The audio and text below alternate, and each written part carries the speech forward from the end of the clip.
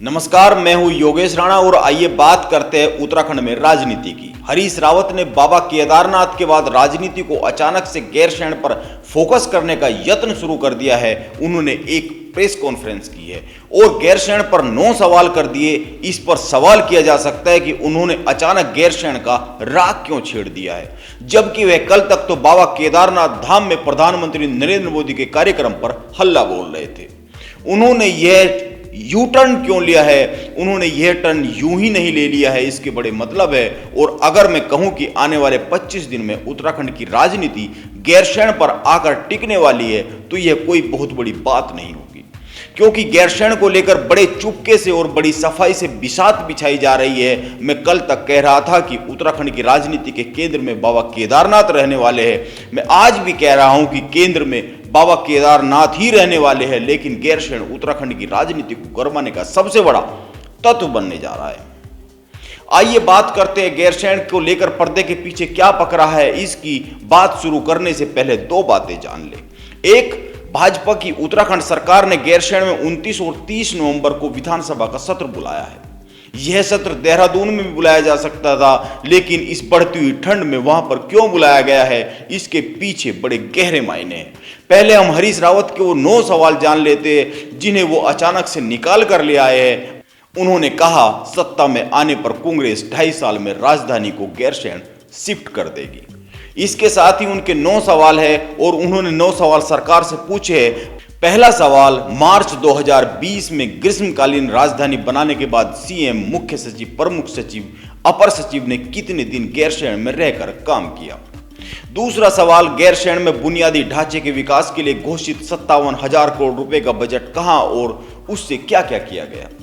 तीसरा सवाल, पिछले 5 साल में सरकार ने गैरसैंण में इंफ्रास्ट्रक्चर के विकास के लिए कितना काम किया। 4, कांग्रेस सरकार में सचिवालय और 500 आवास के लिए डीएम के खाते में दिए गए 57 करोड़ रुपए का क्या उपयोग हुआ है। 5, भराड़ीसैंण को दोबारा डिनोटिफाइड करने के बाद वहां किन किन लोगों ने कितनी जमीनें खरीदी है। हरीश रावत सवाल पर सवाल कर रहे हैं। छठा सवाल उनका यह है कि कांग्रेस सरकार में घोषित भराड़ीसैंण टाउनशिप प्रोजेक्ट पर सरकार ने क्या काम किया। 7, भराड़ीसैंण अवस्थापना विकास निगम की वर्तमान स्थिति क्या है। 8, गैरसैंण विकास परिषद कहां है और वो क्या भूमिका निभा रही है। और आखिरी और 9वां सवाल है, गैरसैंण को जोड़ने के लिए घोषित 6 प्रमुख सड़कों पर कितना निर्माण हो चुका है। हरीश रावत बागी आपदा केदारनाथ के बाद गैरसैंण पर आ गए हैं। उन्होंने घोषणा कर दी है कि 29 नवंबर को कांग्रेस गैरसैंण में रैली निकालेगी।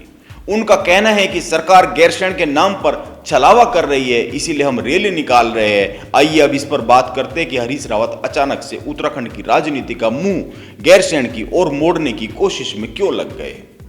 दरअसल भाजपा ने 29 और 30 नवंबर को विधानसभा का सत्र गैरसैंण में बुलाया है। उसको लेकर कांग्रेस में बड़ी उथल पुथल मची हुई है। यह माना जा रहा है कि भाजपा सरकार इस सत्र से कोई बहुत बड़ी घोषणा करने की तैयारी कर रही है। वहां से देवस्थानम बोर्ड पर फैसला हो सकता है, यह अनुमान तो सभी लगा रहे हैं, क्योंकि मुख्यमंत्री ने कहा भी है कि 30 नवंबर तक देवस्थानम बोर्ड के मामले को हल कर दिया जाएगा। असल में कांग्रेस की बेचैनी की वजह देवस्थानम बोर्ड नहीं है। आप ये समझ लीजिए, हरीश रावत ने कहा है कि हम सरकार में आए तो राजधानी को देहरादून से गैरसैंण शिफ्ट कर देंगे। ये बड़ी बात है, इसके बड़े गहरे मायने हैं। वहीं हरीश रावत के सवालों को लेकर मुख्यमंत्री पुष्कर सिंह धामी का जवाब भी आ गया है। मुख्यमंत्री का तुरंत आ गया जवाब भी बताता है कि गैरसैंण उत्तराखंड की राजनीति के केंद्र में आने वाला है। मुख्यमंत्री ने गैरसैंण को लेकर दिए बयान पर हरीश रावत को नसीहत दी है। उन्होंने कहा है कि हरीश रावत को गैरसैंण की चिंता करने की जरूरत नहीं है। ग्रीष्मकालीन राजधानी गैरसैंण हमारी संभावनाओं और भावनाओं का केंद्र है।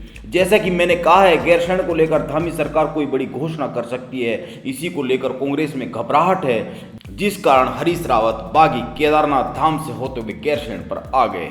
हरीश रावत ने जिस तरह से गैरसैंण का मुद्दा उठाया है, उससे यह तो तय है कि चुनाव से पहले गैरसैंण उत्तराखंड की राजधानी के केंद्र में आने वाला है। बाबा केदारनाथ के साथ गैरसैंण यानी हिंदुत्व और उत्तराखंडियत, कहीं हरीश रावत को खुद का उत्तराखंडियत का मुद्दा हाथ से फिसलता तो नहीं दिख रहा है। यह एक सवाल है, इस सवाल पर विचार किया जाना चाहिए, मंथन होना जरूरी है। तो यह थी उत्तराखंड में राजनीति की बात। आप बने रहे मेरे साथ, कल फिर मिलते हैं। नमस्कार।